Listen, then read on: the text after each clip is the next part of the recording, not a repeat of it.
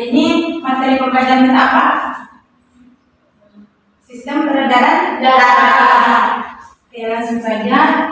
Tanpa berlama-lama, kita masuk ke materi pembahasan kita. Nah, ini sistem peredaran darah pada manusia atau pada kita. Nah, pada gambar ini mereka lagi ngapain? Olahraga. Itu ada orang lagi Berlari. Ini Yoga. Ini Main TV. orang itu Main basket. ini Sepak bola. Ini Voli. Jadi intinya mereka sedang Berolahraga. Nah, salah satu manfaat dari olahraga itu apa? Supaya jadi sehat. Nah, itu bisa juga, dan salah satunya itu untuk meningkatkan sistem peredaran darah kita. Nah, sebelum membahas lebih lanjut, kita harus tahu dulu apa itu organ-organ yang ada pada sistem peredaran darah kita. Organ yang pertama itu adalah jantung. Fungsinya untuk memompa darah kita. Jantung itu dapat mengunjuk saat kontraksi dan mengembang saat relaksasi.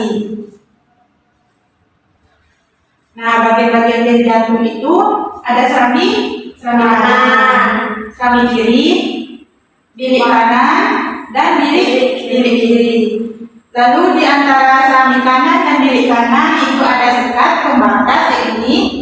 Itu namanya valvula tricupidalis. Fungsinya ada yang tahu? Nah, fungsinya untuk menghambat darah dari bilik kanan kembali lagi ke serambi kanan. Sama juga dengan fungsi valvula dicuspidalis, menghambat darah dari bilik kiri masuk lagi ke serambi kiri. Nah, ini fungsinya. Fungsi serambi kanan itu untuk menerima darah dari seluruh tubuh yang mengandung CO2 atau karbon dioksida. Darah ini itu biasanya darah kotor, masih dalam darah kotor. Kalau serambi kiri, fungsinya untuk menerima darah dari paru-paru. Kalau serambi kanan itu menerima darah dari seluruh tubuh. Kalau serambi kiri menerima darah dari paru-paru yang mengandung oksigen atau O2. Darahnya itu sudah bersih.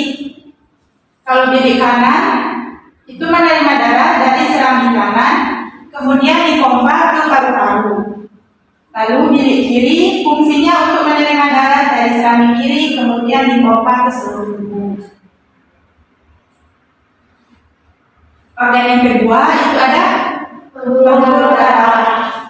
Pembuluh darah itu adalah jalur bagi darah yang mengalir berasal dari jantung menuju ke jaringan tubuh dan sebaliknya. Jadi sama seperti kayak pipa ya. Fungsinya untuk mengedarkan darah ke seluruh tubuh manusia atau tubuh kita.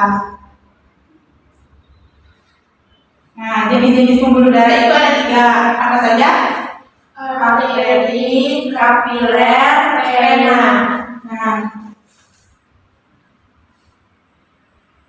Nah, fungsi dari arteri itu untuk membawa darah menjauh dari jantung. Kalau untuk vena, fungsinya membawa darah kembali ke jantung. Kalau untuk kapiler, fungsinya untuk menghubungkan antara arteri dan vena. Organ yang selanjutnya yaitu paru-paru. Fungsinya sebagai organ pernapasan utama yang memungkinkan pertukaran oksigen dan karbon dioksida antara udara dan darah. Nah, tadi kita membahas tentang organ-organ, sekarang kita membahas tentang sistem peredaran darah. Nah, sistem peredaran darah itu ada 2. Sistem peredaran darah kecil dan sistem peredaran darah besar. Kalau sistem peredaran darah kecil, itu darah dari bilik kanan diedarkan ke paru-paru melalui arteri pulmonalis menuju ke serambi kiri. melalui vena pulmonalis. Untuk peredaran darah besar, itu darah dari bilik kiri diedarkan ke seluruh tubuh melalui arteri besar atau aorta, ke seramik kanan atau kembali lagi jantung melalui vena. Nah, sebelum ibu tutup, ibu ada sedikit hadiah untuk kalian.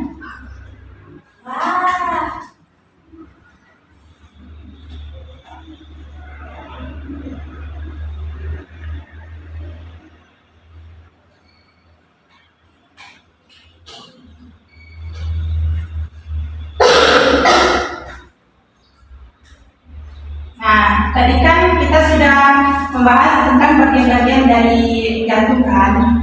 Nah, ada yang tahu ini apa? Itu seramik kanan. Kalau yang ini Kalau yang itu seramik kiri. Kalau yang ini kiri kanan.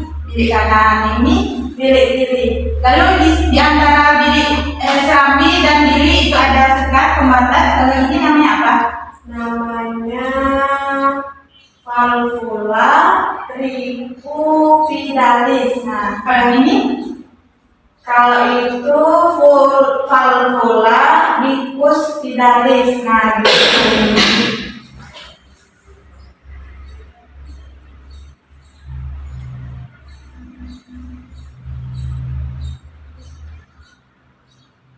Nah, ibu masih ada satu hadiah lagi buat kalian. Itu berupa, nah, tugas. Tugasnya itu eksperimen menghitung denyut nadi. Nampak? Langkah kerjanya itu sediakan stopwatch atau analogi. Kalau nggak ada, itu bisa pakai HP, pakai timer. Nah, hitunglah denyut nadi Anda dengan cara tempelkan jari telunjuk dan jari tengah Anda seperti ini ke pergelangan kanan. Lalu bila perlu ditekan sedikit hingga denyutannya semakin terasa. Coba kalian rasa di sini, apakah ada denyut nadi di sini? Nggak ada. Coba lagi, lebih. Ada, Bu. Ada. Bu. Nah, kemudian hitunglah jumlah denyut nadi dalam 1 menit, kemudian catat, lalu ulangi sebanyak 3 kali, kemudian ambil rata-ratanya. Lalu hitung pula denyut nadi Anda setelah selesai berlari selama 1 menit. Lalu kumpulkan data perhitungan jumlah nadi seluruh teman sekelas Anda dan bandingkan. Pertanyaannya, mengapa terjadi perbedaan frekuensi denyut nadi antara saat istirahat dengan setelah berlari? Lalu menurut Anda apakah denyut nadi setiap orang itu sama? Jelaskan alasannya. Kemudian berdasarkan eksperimen di atas, coba Anda simpulkan faktor apa saja yang mempengaruhi frekuensi denyut nadi. Soal yang terakhir, buatlah laporan hasil eksperimen ini dan kumpulkan kepada Ibu minggu depan.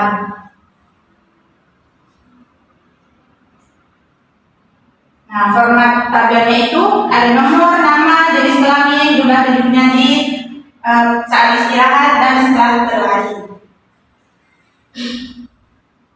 Ada yang ditanyakan? Saya izin bertanya, untuk tugasnya diketik apa ditulis, Bu?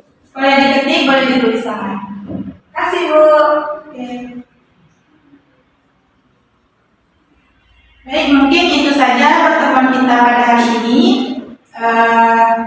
Ibu ucapkan hamdalah, alhamdulillahirabbil alamin. Sampai jumpa di pertemuan selanjutnya, yaitu di minggu depan. Tugasnya jangan lupa dikerjakan.